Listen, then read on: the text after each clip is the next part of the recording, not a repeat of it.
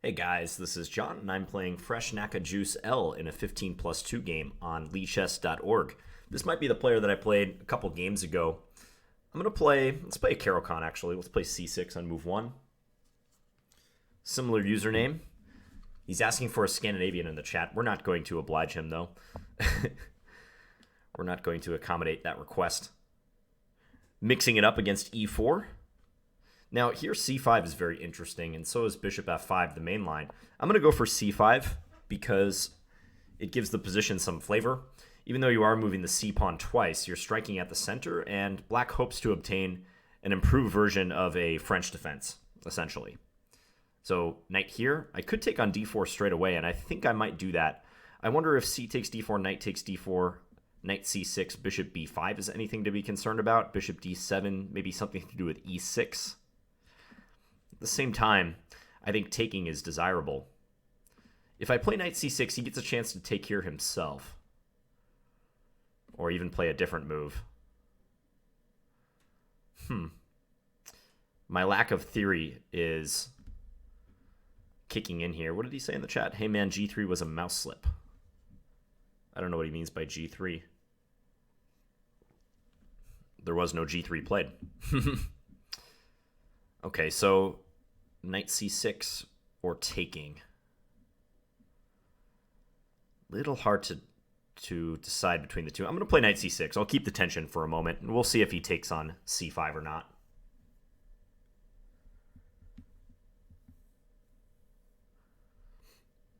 Hope you guys are having a good weekend. I just got back from the Minnesota State Scholastic Tournament, which was fun. I was just there actually doing a demonstration for Chessable. And as the name suggests, that's our main Scholastic tournament in the state. And they had all different sections playing.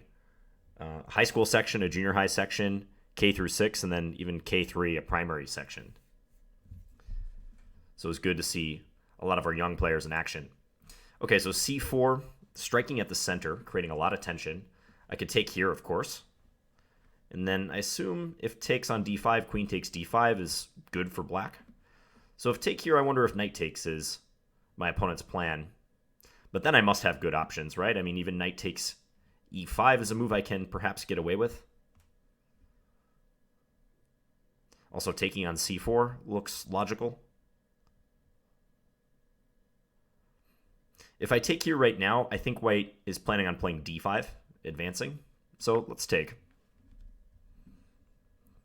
And then after knight takes d4, I'll make a decision whether to venture taking on e5 or maybe take on c4. Could be a relatively close call. See, I wonder if I take e5, assuming that they go here and then queen takes, I lose some tempos. That's my only reservation about capturing the pawn in the center. e6 is a normal move I could play, simply defending the middle, opening up the dark square bishop. If I take c4, I think knight takes c6, queen takes d1, king takes d1, b takes c6, and then bishop takes c4 at the end is acceptable for white. They would have a slightly better pawn structure there. Nothing major, but they might be okay with that line. So let's play this move. I'll just go e6 and defend d5. I still have the e-pawn in my sights, so they bring their knight into the game. I'm thinking bishop b4. Pinning that knight. Yeah, it looks okay. Let's do that. Always threatening to capture and give white double isolated c-pawns. Oh, I think, you know what? He's referring to our game last time. He played g3 at a moment when g4 was a better move. He could have been more explicit about that, but yeah, he's referring to our previous game, so this must be the same player.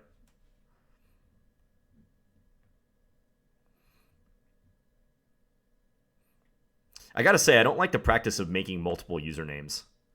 I've encountered a couple people who do this, and I know it's allowed on Lichess, but I think people should be limited in the number of usernames they can make. Okay, so if I take on c3 now, double their pawns, I don't see any immediate benefit to doing that, so let's just recapture. And if white takes here, I'm probably going to take with the e-pawn, so queen a4 does not come with check. He's going to play queen a4 anyways. Okay. So that hits the c-pawn and also the bishop on b4. Taking on c3 is the simplest here. Maybe take on c3 and then knight e7, just looking at castle. Undoubtedly, he gets a strong dark square bishop if that happens, however. If queen b6, I wonder if bishop e3 is a good reply. Having in mind d4, take here, queen takes, and then queen takes c6. Not quite sure how that shakes out. Looks a little unclear to me.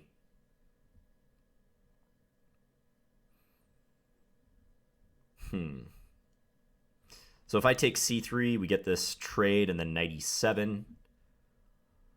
I just want to castle quickly. But that bishop is coming to a3. It's an annoyance. I could maybe think about a5 here. Queen takes c6, bishop d7 being the point. But after a5, probably they'll play a3. But then that might be a slight improvement because at least that denies their bishop the use of the a3 square. So it's interesting to play this move. There's also the point if c takes d5 at that stage, then I guess I can take with the queen even. That should be acceptable. So I'm kind of intrigued by that possibility.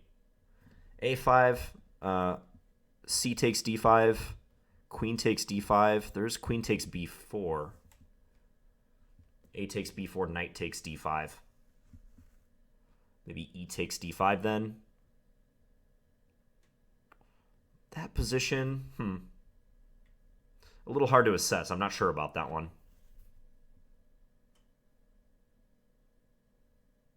But I'm strongly considering a5.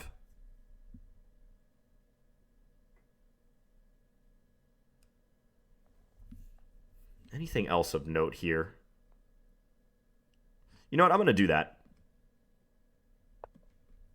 So again, if queen takes here, bishop d7 is good. It doesn't quite trap the queen. They can go queen to b7, but I think even playing knight e7 there would give me quite a bit of compensation, and I probably even have the opportunity for a perpetual if I want it. But I would likely continue knight e7 and just develop. So let's see how white responds. Last game I was able to build a bit of a time edge against this player when push came to shove down the stretch. But here, I'm 3 minutes behind.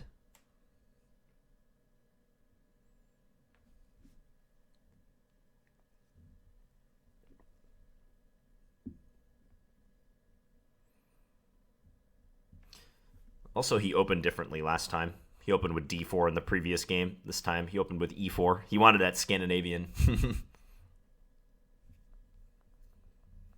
So if he plays a3, I'm going to be happy, I think, because I'll trade and then I'll play knight e7. And the fact that that white bishop can't easily reach a3 is a nice perk for me, I believe. So I think c takes d5 is a critical move. There might be some other moves too, but c takes d5, queen takes d5, queen takes b4, a takes b4, knight takes d5 is a line I would look at pretty closely if I were white. Maybe I could even take with the c-pawn there. I was worried about bishop d2, but perhaps just rook b8 defends everything. So he does take. Yeah, here I don't want to take with the e-pawn because of take here, check, bishop d7, and then queen takes d5 is possible. So we're going to take with the queen, I believe, threatening that pawn on e5. And he's pinned, so he can't take us. He can take here, but that leads to that line I was just mentioning. After he takes, I can't play queen takes e5 because he has queen e4. So recapturing would be forced. I think I'm just going to pre-move that move because very likely he'll do it. And I've already made up my mind as to how to reply.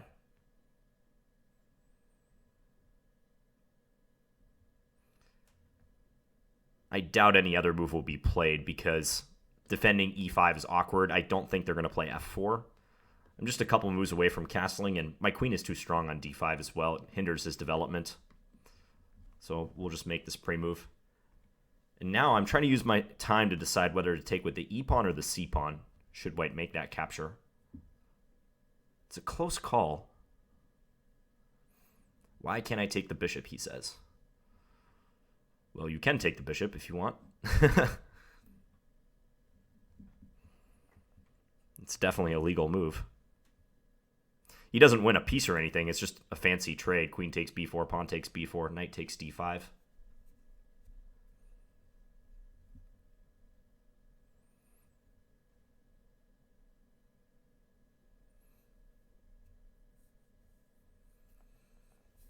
So if knight takes d5, e takes d5, let's say bishop e3. That's the move that worries me, because then I feel like his bishop is coming to c5 pretty quickly. I could play knight e7, bishop c5, b3, but he's going to advance his a pawn, and if he gets a passed a pawn without me being able to throw stuff in the way, I'm a little worried.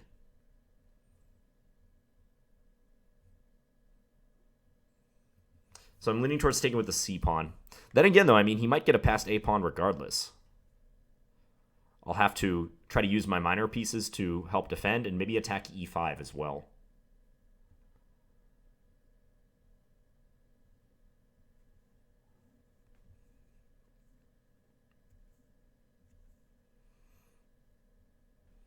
So queen takes b4, a takes b4, knight takes d5, e takes d5, bishop e3, knight e7, bishop c5. Maybe knight g6 there, attacking e5. Bishop takes b4, knight takes e5. He is stopping me from castling, however. So this line is going to happen. At least we're even-ish on time. But I'd like to make my decision fairly quickly here. I don't want my time to run too much. So if c takes, bishop b5 check would be welcome. I would just play bishop d7 and go for the trade. I think he'll probably play bishop d2. So c takes d5, bishop d2, rook b8, maybe a4, let's say. B takes a3, b takes a3, knight e7. Something along those lines seems plausible.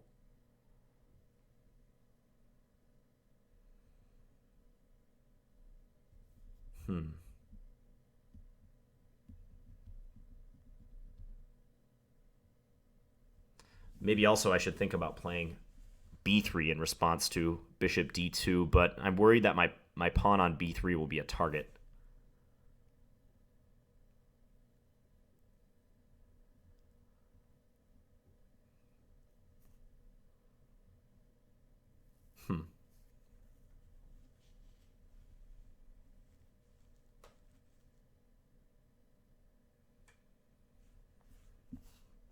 That bishop coming into c5 is a bother. Okay, I'm going to take this way.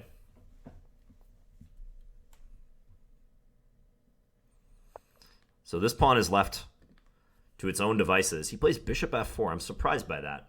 That was not the move I was concerned about. Bishop d2 scared me much more than this move. Okay, so let's just develop. If bishop b5 check, I'll play bishop d7. I may keep my king in the center. It kind of depends what happens here. He's going to give that check. Okay, so bishop d7 seems fairly logical. Maybe now he'll bring his bishop back to d3 or e2 and argue that my bishop is actually misplaced, because instead of going to d7, a6 might have been a better destination, trying to trade the bishops. So I could see him backing his bishop up here. Admittedly, though, I've gained some time to coordinate by having done this.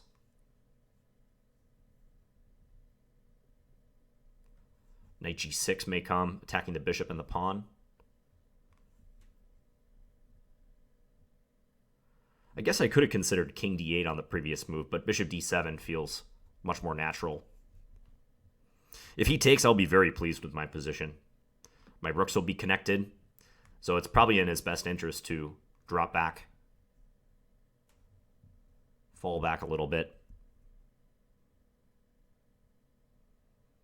Maybe I'll go knight c6 then, preparing a square for my king on e7.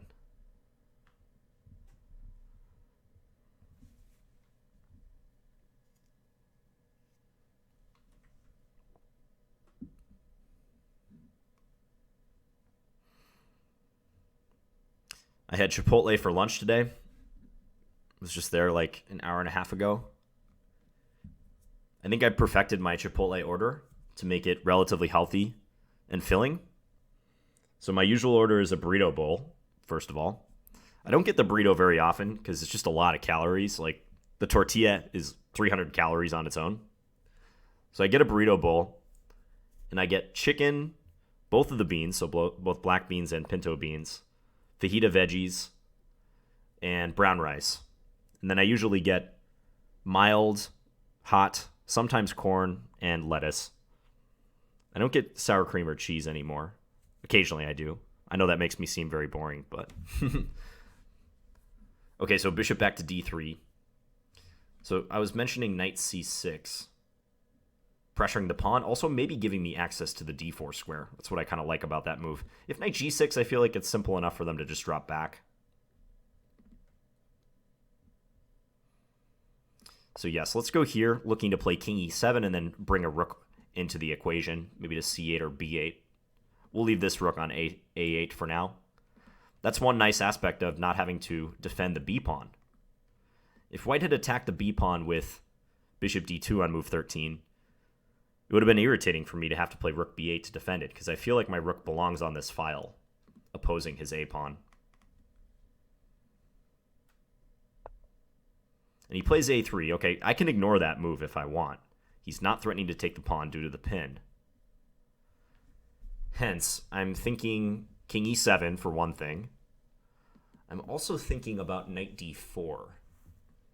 Although knight d4 doesn't really contain a threat, does it? So king e7 is probably more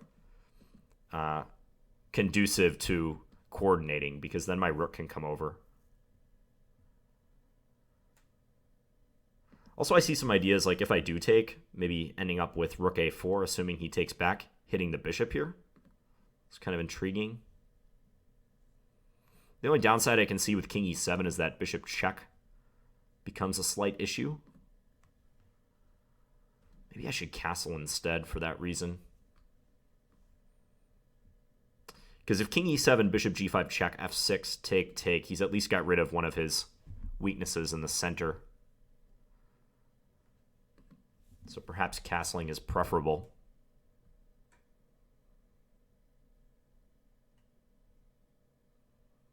Yeah, let's castle instead. I changed my mind.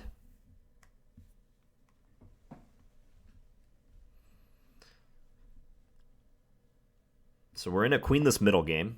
I don't think it's fair to call this an endgame, even though there are endgame characteristics present. I think a queenless middle game is the more accurate term. So now I'm thinking about taking, because if he takes with the pawn, rook to a4, hitting the bishop looks strong. Then if bishop g3, I could continue with rook fa8, and I'm just going to pick off that pawn, I believe. He can maybe try to hide in a opposite color bishop ending, but otherwise that pawn looks like a goner. If takes and he takes with the rook, I can play rook b8, I suppose. So rook a to b8. And I have similar ideas there. I'm attacking the pawn, maybe with the idea of rook b4. So let's take. I'll be curious which way he recaptures. And he takes with the rook. Okay, so he's trying to trade. But now this pawn is a target. Knight b4 is another move, threatening to take and then take here. But probably rook b8 is more promising. It's awkward for him to defend. I mean, rook b1 is not a move he'd like to have to play, I don't believe, so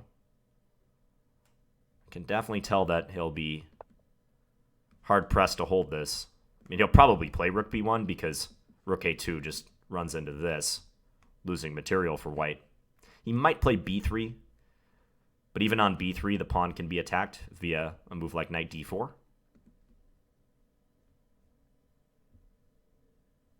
And the bishop having to stay defending this pawn is a liability for white, for sure.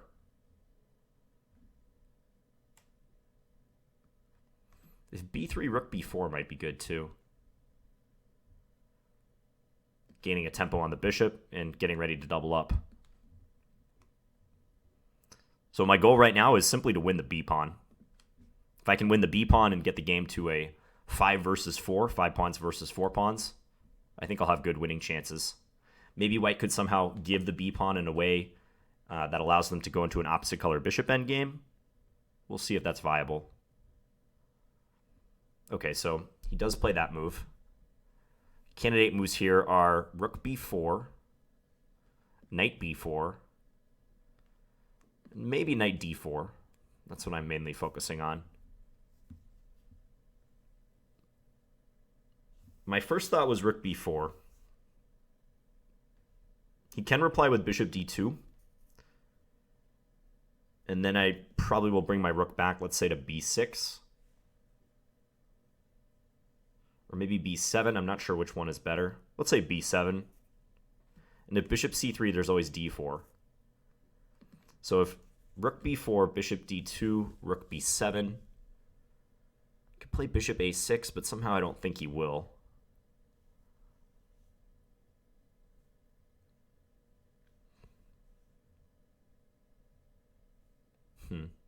Knight b4, any value in playing that move. Kicks the bishop, but where am I going thereafter? Bishop b5, perhaps? Knight b4 followed by bishop b5. Possible, but not so convincing. Okay, let's go with this one. So hitting the bishop, trying to get the other rook involved. My knight is doing a nice job defending the a7 square.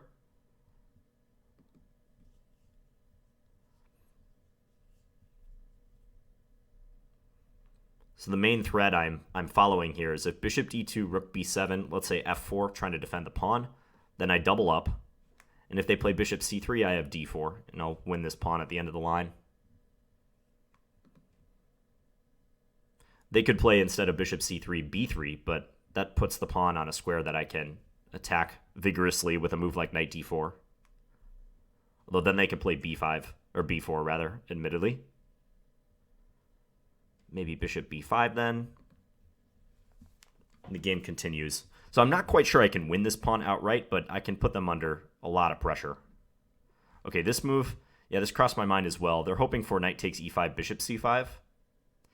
But I wonder if the deficiency is just rook fb8 right now. I don't have to take the pawn on e5 right away.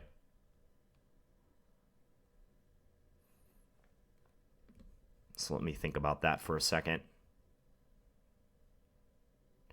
Yeah, I think this is the way to go. So let's do it. And now there's two pawns under fire.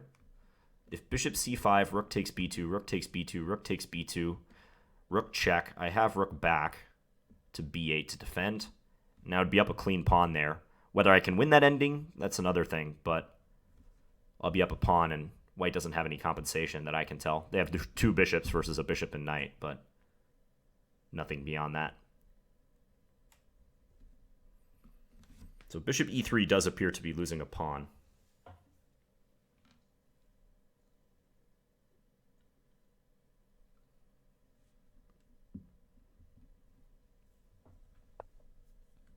So he's going to let me take it. Any tricks I'm missing here involving my weak back rank? Probably not. I don't see anything truly good for him. Yeah, let's take this. Maybe he's going to trade and play bishop d6. That's about the only thing I can think of. Trying to stop my rook from coming back, but I can always make a luft move like f6, I think was the move I was considering. So he gives the check. Actually, maybe bishop d6 was worth considering there for him. But he's going to go straight for the endgame. Okay.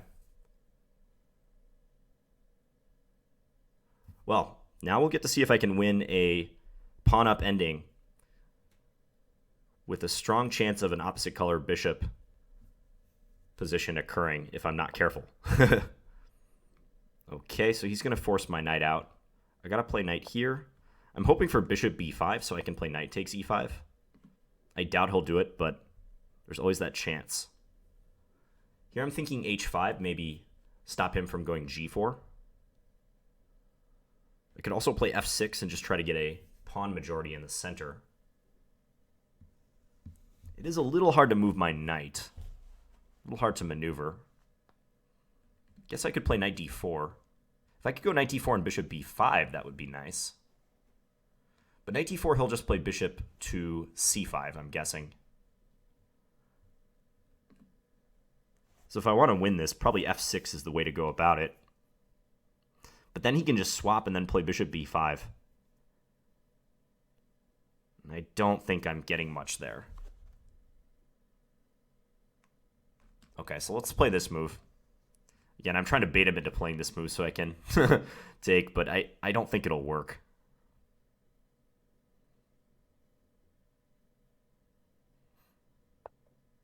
Yeah, he just plays a calm move. Now f6 is harder to play because take, bishop g6 is a remedy.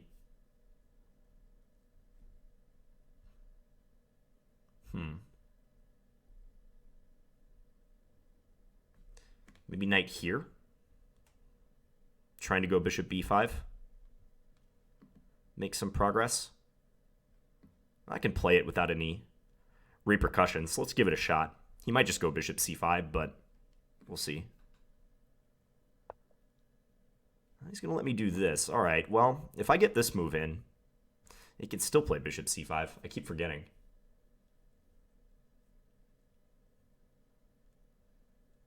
He can still do that. Take it to an opposite color bishop endgame. That would be exceedingly difficult to win. Well, given the time situation, I think I'm going to do it and try. Because he's got some pawns that are stuck on dark squares, and maybe I can eventually go attack, for instance, the h2 pawn, like sneak my king up like this. So in the event of bishop c5, bishop takes d3, bishop takes a7, king g6, and start trying to creep my king in. There's no pawn targets that I have to be greatly worried about. Maybe he can get his bishop to f8 to attack the g7 pawn, but that's about it. He doesn't want any part of that, though.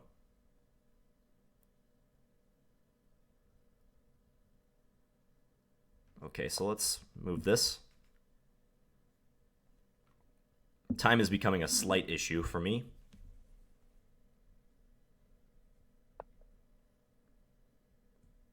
Okay, so let's bring our bishop in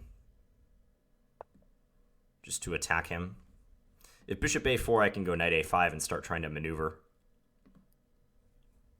This move looks kind of random, but I don't know. I'm just trying to maybe even make him play king f2, go backwards. If king f2, I can probably play knight d4.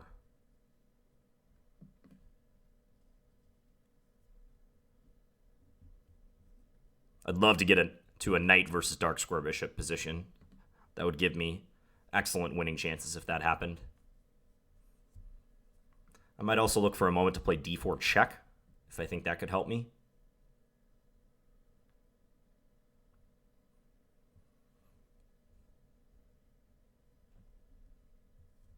So if bishop a4, knight a5, I'm looking to get my knight into c4.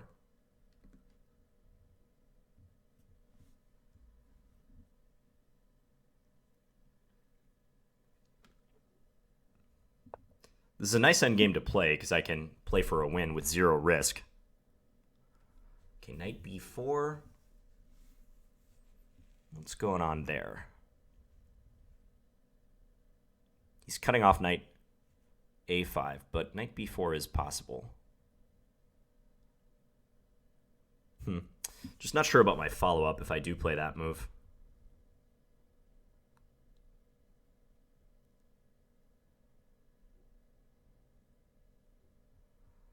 Could go knight e7, but the knight is not going anywhere. Actually, let's try this move. We're going to switch our bishop a little bit and maybe try for this and something to do with bishop f5.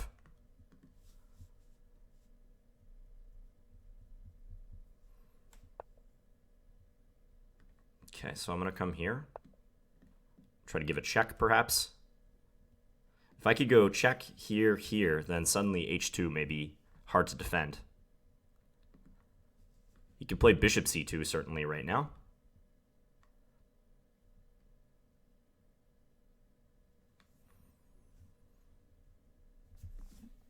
That would lead to a similar endgame as before. If I go knight f5 check, bishop takes f5, bishop takes, an opposite color bishop endgame that I was alluding to a few moves ago. He's going to let me do this. I don't know about that decision, because I think this move next, idea knight g4, could be awkward for him. Here I could play bishop f1 if I want, try to force his king even further away. Taking also is interesting. And then playing king f8. I'm not sure I should do that, though. I'm going to go with this move. I don't have a lot of time to consider it either, so I'm going to play it safe. Because if I took, I could stop his d-pawn, but I'm not sure with allowing his king so much activity. I feel like this is a safer and easier way to play it.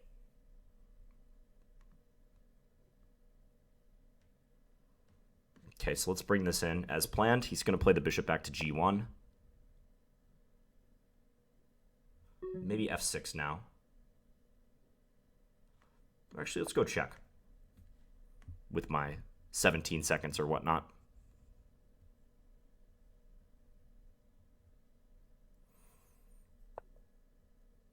Going forward with the king. Okay, let's go here. Again, going to have to play a little faster now.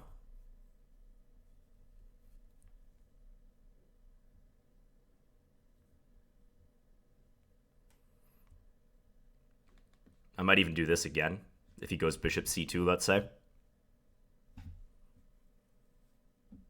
I'm a big believer in taking your time in the endgame. Not making rash decisions. See where his king goes. Possibly h4 next.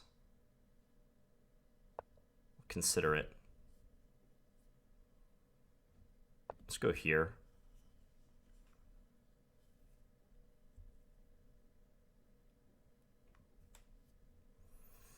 If bishop c2, knight h6, he's offering a draw, but I'm not going to take that. I mean, yes, the position is drawish, but I don't think white should be the one offering the draw here. Black is clearly pushing. Really only black can win unless I blunder hugely. So I won't be taking that draw.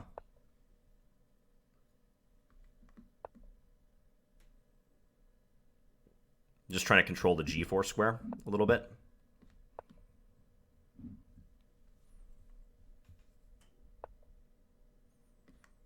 See if I can provoke him into making a weakening move like h3. Probably won't happen, but you never know. Okay, let's just improve this a bit.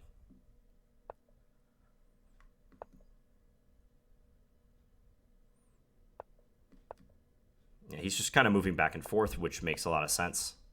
See, I can make a bunch of moves just to gain some time on the clock. Now I might try to maneuver my knight somewhere else. Actually, you know what? Let's go here. This is interesting. Then trying to get the king up. So breaking up his pawns a little bit. And he doesn't bite. Okay, so let's take here. And bring the king up, defend the h5 pawns. Now this is another potential weakness. And I can fiddle around with the position a little bit once again. Let's go here. Just looking for a different avenue to attack him.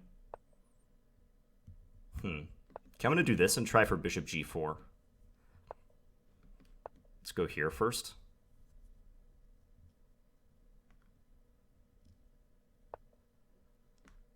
Actually, I'm going to go here, maybe. It's still very drawish, but I'm making progress now. Okay, let's do this. Maybe route the knight to g6. Just need to figure out the best configuration. See now, yeah, now he's got two pawns under attack. That was a big blunder. Oh no, but I can't take it. It's kind of annoying. Okay, let's go here. Yeah, I can't take this one because of bishop e3, unfortunately. Pinning me. Okay, so let's bring this around. Let's go here. So stopping bishop d1 for now.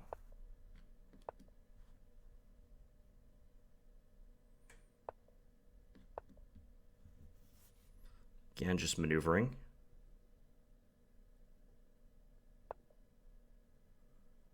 I'm going to try to sneak my knight in to where I'm not sure. But I'm sneaking it in nonetheless. And maybe he just goes bishop d3 or something. Okay, so I'm getting into e3 at least. This might only accomplish getting the knight in to like g2, but perhaps that could help me. You never know. Actually, let's try it. I'm Maybe bishop up and then play king here. Could be decent. All right, I'm going to try this. So if he takes h5, I'll take f4. Wow, and he's not even going to... He didn't even respond to that threat. Well, that's clearly bad. Now he's losing, for sure. I'm just going to go after this pawn. Bishop e8, I have bishop g6.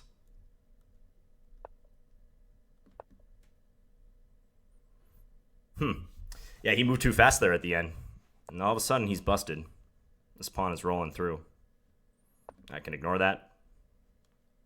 Just push the pawn.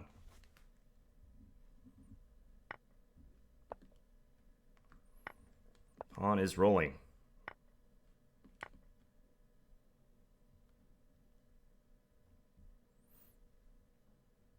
Yeah, I mean, the result of this game might seem slightly unfair. Like, it might look like I was just moving around without any purpose. But the thing is, that's an important skill in chess. And if you were playing a player higher rated than you, they're going to do that, especially with an increment.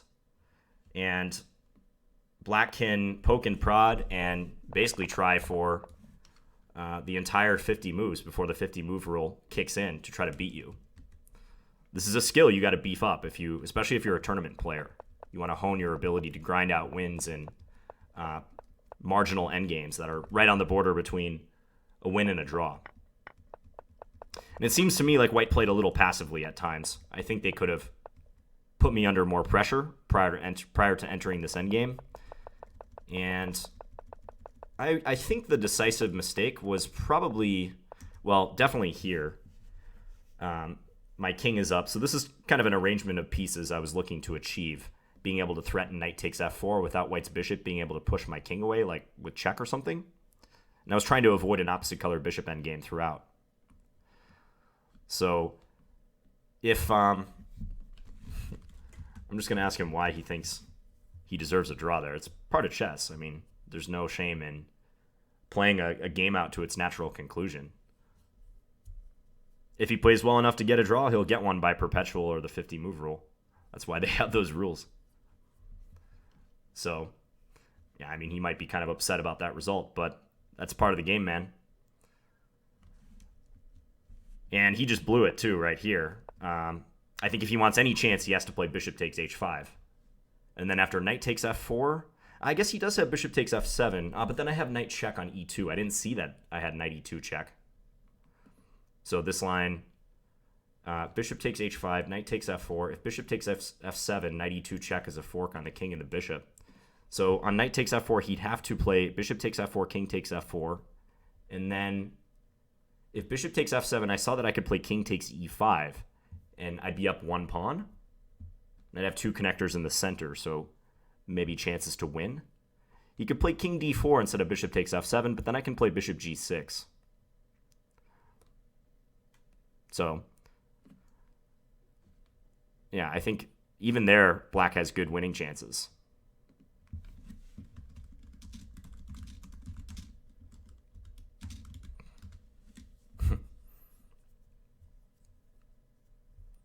I'm not like trying to teach him a lesson or something, but it's just, I wouldn't be asking for a draw here if I were White, just down a pawn and no counterplay whatsoever. Just because the position may be a draw according to what the engine says doesn't mean someone should just automatically give you a draw. Yeah, I mean, you blundered. It happens. That's why I played it on, because there's a chance that you'll lose, and there's almost no downside to me playing on.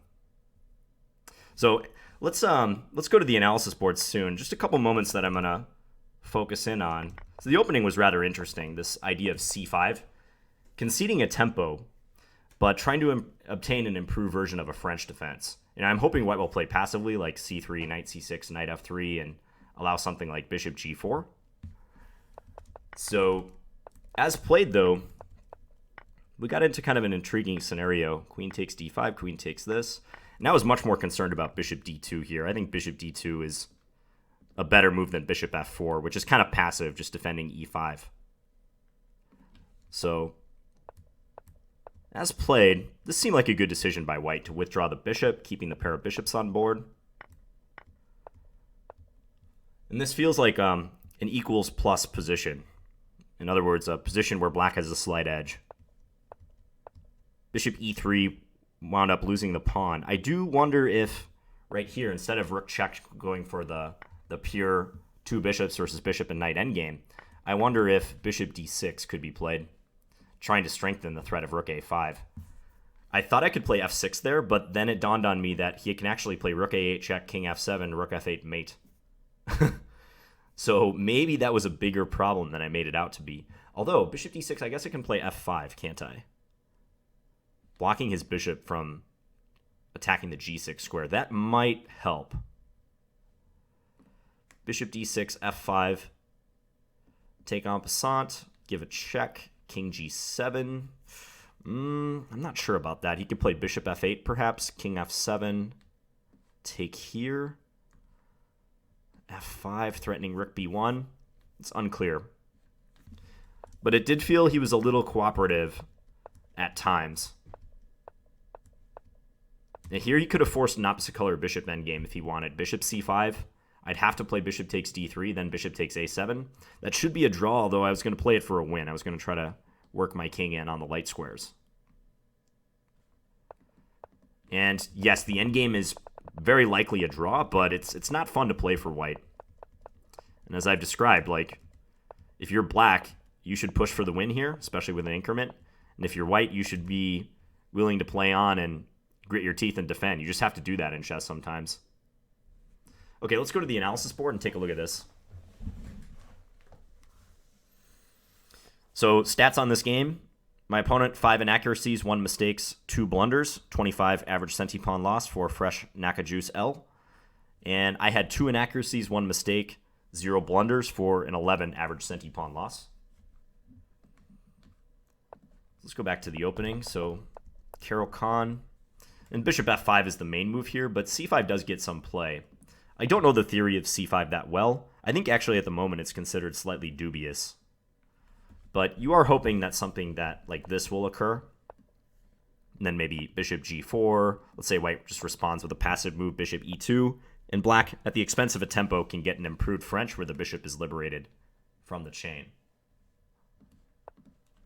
So, yeah, as played, white went c4 here, busting up the center. I took, knight takes.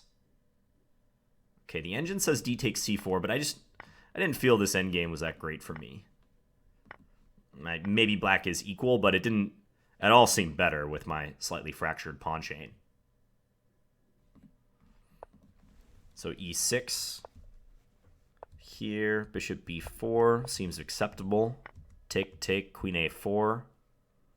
Rook b8 I didn't consider. The engine wants rook b8, just leaving both pawns hanging, but defending. What about a5? Is a5 okay? a5, it says this path that we took in the game is best play for both sides. And here I had a big debate about which way to recapture. The engine prefers e takes d5.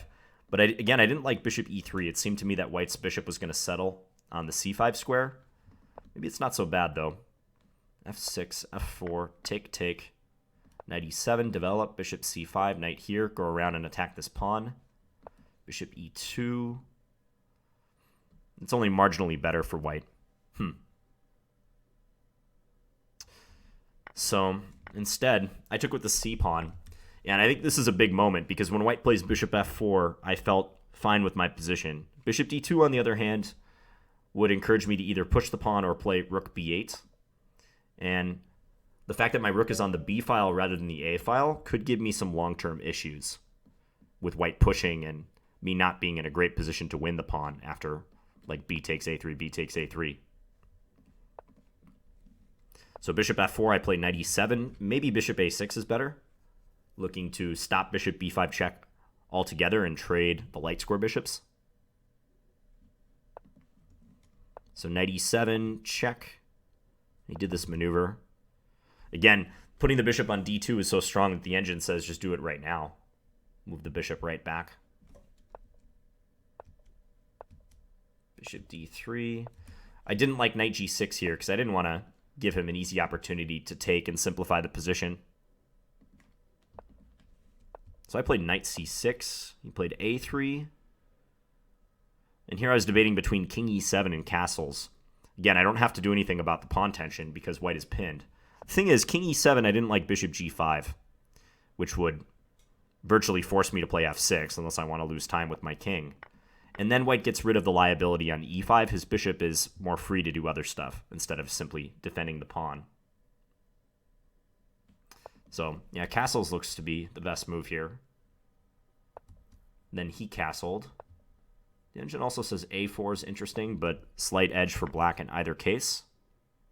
He took with the rook. So if pawn takes, I was ready to play this move. At least that was what I was seriously considering. Attacking the bishop laterally. And assuming he does, yeah, g3 or bishop g3, something like that, I'm just doubling up, and it looks similar to the game in the sense that I will win this pawn, and we'll battle with 5 versus 4 in the center and on the king side. So instead, rook takes a3. I went here attacking the pawn. Still not a huge advantage for black.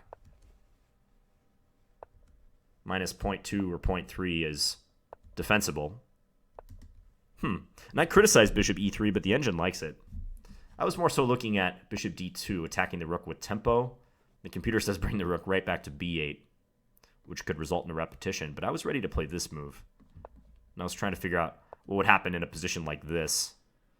B4. He could actually play b4 here. That I didn't see. Idea being, if I take, then... Oh, actually, I just lose a piece to a back ranker. I was thinking rook b3, but in fact, this occurs, and I can't even take here because of check. And I'm done in by the back rank weakness. It's forced checkmate. It seems to me bishop d2 is a better move, unless there's some tactical nuance with bishop e3 that I'm missing, because I just thought white was losing a pawn here. He played bishop c5 because I'm attacking b2 and e5. Still, the advantage is not huge for black yet. Check. I guess the engine just thinks it's a drawish endgame, and hence it doesn't give much of an edge. But in my mind, bishop d2 is a more human move. Trying not to lose time and trying to defend the pawns versus just going into that thankless endgame. Okay, so one thing I want to check is right here. What if he had played bishop d6? I should have investigated that move more. I'm a little lucky that I have f5 right here because rook a8 check is a pretty big threat. And as I said, if I play f6, then I'm just getting mated. Or I have to lose a piece. Yeah, knight b8 he could just take because of this problem. And his bishop defends the g6 square. And no other Luft move would work there for me other than f5 after bishop d6. Like, h6 is not going to help. His bishop still controls that square. If I go g6, then he has check here and bishop f8. And that's at least a draw, because my king can't escape out this way. And here also I'm kind of fortunate that if he goes bishop a3, I have rook back to b8. So bishop d6 was worth considering for white. But this endgame is also quite drawish. So if white can trade the light square bishop for the knight, that would not be bad for them if they're willing to just hunker down on that opposite color bishop ending. The trade that I would love to bring about would be the trade of the light square bishops. I was talking about that at multiple moments. But if I could do that, then white would have a dark square bishop with a bunch of pawns on dark squares. And that doesn't bode well for them. My knight has a much greater chance of being able to attack those pawns that might be on dark squares. Let's say like a chain of pawns stretching from h2 to e5 instead of a light square bishop. That's why opposite color bishop endings are so drawish, is because the defending side, the side that's down a pawn or 2 pawns or even 3 pawns sometimes, can set up a fortress, and it's very difficult for you to attack those pawns because you don't have a piece remaining other than your king that can do that. But if I have my knight and my king, if we just make these bishops disappear, then I have a better chance of attacking those pawns than if I just have a light square bishop and a king. This was tough. h5, and the engine just thinks it's a draw. Okay, I think after bishop b5, he probably should have played bishop c5, unless there's some major obstacle to drawing. Usually you want to go directly for the opposite color bishop endgame. Yeah, and this is how I was going to try to play it, like sneak my king up. But let's just follow the engine moves, just to kind of see. I think like a timely bishop f8, yeah, is going to annoy me, attacking this pawn. And that kind of nips my idea of king f5, g4, h3 in the bud. So f6, king d4. Yeah, I'm tied down to the defense of this pawn. This is a draw. No doubt in my mind. I would still play it for a while, but it's equal.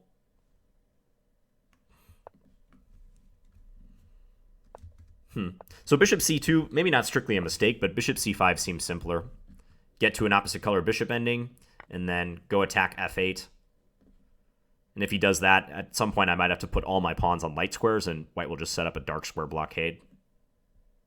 Like, just to illustrate what a blockade might look like for him, let's say this happens. Now my king is even kind of stuck, but he could play like h4, or even leave the pawn on h2. Maybe put his king on d4, and then just shuffle his bishop, like keep it on this diagonal. Maybe even bring the bishop around to g5 if necessary. Yeah, it shouldn't lead to anything for black. Okay, so here we were just shuffling. And its move, so when was our last capture? I guess the 50 move rule is still a long ways off. So our last capture was on move 24. And then we start shuffling, making a bunch of minor piece moves. I'm trying to get to a knight versus dark square bishop ending. Here I was intrigued about knight takes d6. I decided not to do it, though. Take and then king f8. Probably good that I didn't, according to what I see here. Yeah, f6, because it's going to be hard to bring about the e5 advance, isn't it? And my king, as it stands now, is denied access to e7 and e8. So I'm glad I didn't go down this road. This gives white winning chances. So I went knight here. Yeah, h4 is logical. Why didn't I think of that? I think I just didn't see h4. That would force him to take here in order to avoid losing a pawn. And that's at least an imbalance. Like, now f4 is weaker. Okay, so knight h6. And he defended just fine for a while, I think. It's just you got to be persistent in these positions. Here I don't like to play g6 because my pawn is attacked, but if I push h4, he's going to push g4, and my knight will be out of the game. So just did this. Yeah, more maneuvering. Eventually I played g5. Yeah, g5 looking to punch a hole in his position and make some progress. The engine says f6 is maybe another move to consider. And here he went right back to d1.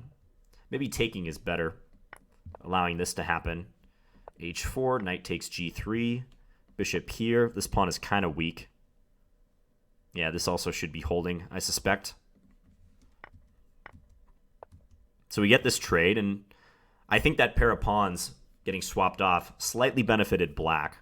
Yeah, now the eval all of a sudden jumps. So I could have played knight h4 looking to go here, attacking the bishop and also the pawn. And if bishop d1, knight g2, kind of a cool way to attack the pawn on f4, simultaneously denying his bishop the use of the e3 square to defend. Yeah, that starts to look dire for white. So knight h4 was good there. Instead, knight h6 is played, bishop d1, and I tried to maneuver. And I sent the knight over to the queen side. And, objectively, this shouldn't really do much. Eventually, I sent the knight over there. Oh, yeah, here I could not play knight takes f4 because of this move. I thought for a second with knight g6 that I was going to win a pawn, but, yeah, unfortunately, I can't swipe that pawn due to the pin. So I maneuvered the knight over to the queen side. The point is not really whether this does much. The point is just to keep him defending and gain a little time on my clock and think about ways to poke and prod him and make progress. Think of how, like, Magnus would play this position, right? Like, he might do something like that. Make tons of moves and eventually cause his opponent to make a mistake under sustained pressure.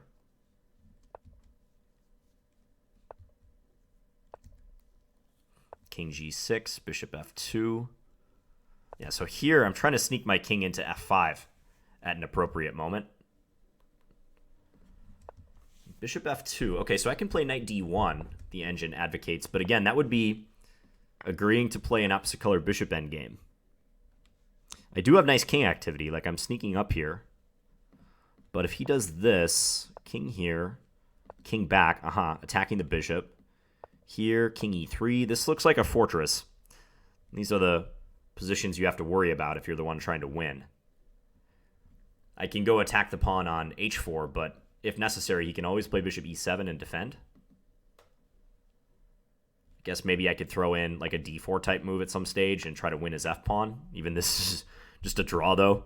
I mean, my f7 pawn is never going to be relevant or useful.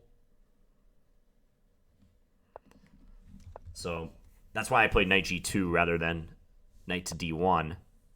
And here I'd love to play king f5, but actually if I do that, I would suffer quite a reversal after bishop c2 checkmate. So what do we got to do? We got to keep maneuvering. So I played bishop f5. Yeah, maybe bishop f3 is better, trying to block on e4. Bishop b3, I went bishop e4, bishop d1. And here is where things started heating up. Key moment, because I made the decision to play king f5, trying to get at the f4 pawn, and he simply has to take on h5 instead of doing this and just losing the pawn and subsequently the game. So if bishop takes h5, knight takes f4. Again, if he takes here, I have check, forking the king and the bishop, so that loses for white. So this would be forced, and now king d4 to hold this pawn. I was going to play bishop g6, looking for a trade. He can't swap down to an endgame because he's just going to immediately lose the e5 pawn in the game. So he'd have to move his bishop away somewhere, bishop d1.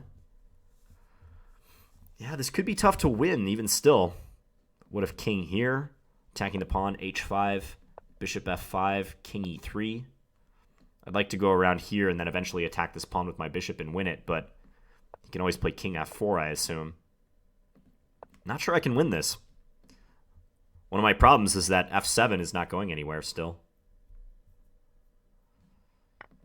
It'd be fun to investigate this ending. I'm not quite sure if it's winning for black or not.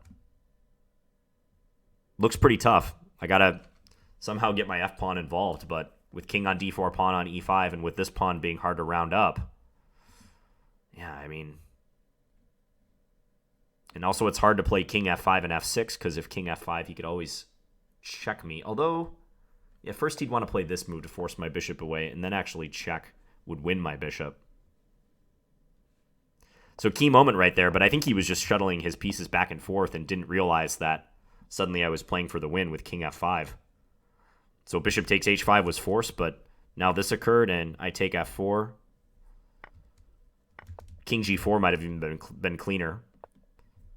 Attacking the bishop and these pawns before taking on f4 or h4. So knight takes f4. Here bishop d1 was still the only chance, although this is quite nice if I'm able to win that pawn on e5. Then it's 3 versus 1. Should be a win. So bishop takes f4, king takes. Yeah, just no counterplay for white either. And I could ignore the attack on f7 and promote the pawn. So a long game, 82 moves, with some interesting moments. I think the opening was fairly well played by both sides. I do think that white's bishop f4 move gave me more freedom than I probably deserved here. And if bishop d2, yeah, white is better, it seems, according to the computer, because this pawn is a liability. In the middle game, I attacked the b pawn and eventually won it, but white retains excellent drawing chances by virtue of the opposite color bishop possibilities. I think he missed bishop c5, which would have simplified his task. White could probably draw after that with just a bit of accuracy. And it was just a grind as played. But as I said before, if you're in a pawn down endgame, you have to be willing to play out 50 moves or try to get a perpetual, because the better the player, the less likely they are to just agree a draw. You know, like, again, I think of what Carlsen would do on the black side of this position. He's not agreeing a draw right away. Even if you defend for 25 moves successfully and nothing really changes, he's still not going to give you a draw. Because he would know that only black can win, and most players are not capable of defending tedious endgames where they're slightly worse. An I2 from the white side, I wouldn't take anything for granted here. I would just do my best to defend. I wouldn't offer any draws. Again, not criticizing you too much, Fresh Naka Juice. You probably Just haven't been in these situations a lot. But like over the board, if I offered a draw to a GM at some point in this ending, I'd have to be very, very certain that they just weren't making any progress. Otherwise, it'd be kind of disrespectful, to be honest. I mean, you're basically saying to them, I'm a pawn down, but I don't think you can win it. And we should just agree at a draw now and save our breath. If they really want to draw as the stronger side, they'll give you one. They'll offer it themselves. But it was a pretty well-played game. And if you have any questions or comments about the resulting play, let me know. Anyways, I hope you guys enjoyed this video, and I'll be back again soon with another one. Talk to you guys later. Bye.